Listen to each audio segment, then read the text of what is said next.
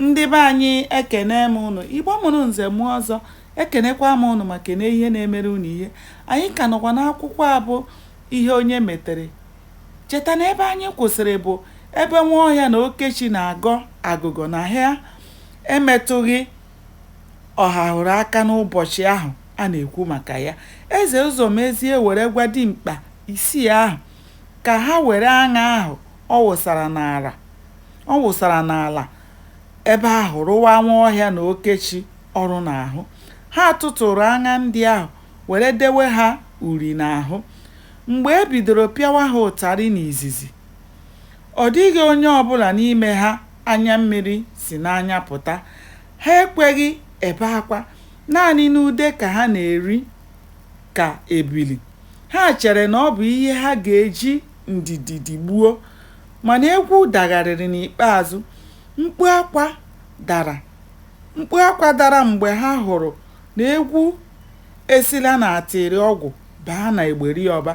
Ọ bụ oge ahụ ka ha ji mara na ime nkịta na-adị oji.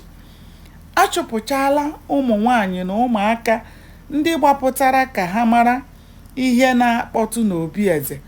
Ụmụ okorobịa isii ahụ pịakọtara Nwaọhịa na Okechi ụtarị, ahụ ha dịka ihe a gbara akpụkpụ.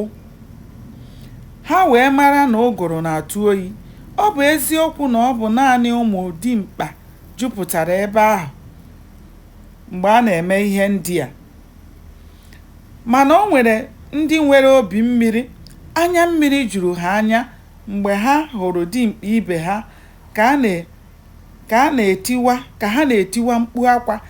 Emechaa dọọ ndị na-eme ụdịrị ya ahụ aka na ntị ka ha kpachapụ anya ha, n'ihi na o nwere otu mmadụ ga-esi beruo akwa ebe enyi ya nwaanyị nwụrụ. Ọ kọwa ihe gburu ya.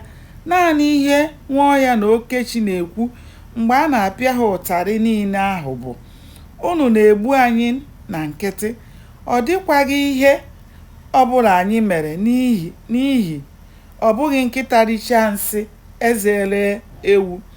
Ụdịrị ụtarị a pịara ha dị mma ime ka ha kwuo eziokwu, mana a pịachara ha ụtarị asatọ ahụ, ọ dịghị eziokwu ha kwere ekwu.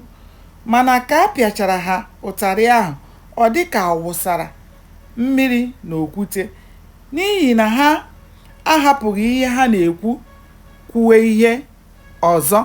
Naanị ihe ha na-ekwu bụ na ha amaghị ihe ọbụla banyere ọha hụrụ. Gbanịa na-esonyere m ka anyị chọpụta ihe mere n'ime akwụkwọ a. Ndewo, ka o mesịa.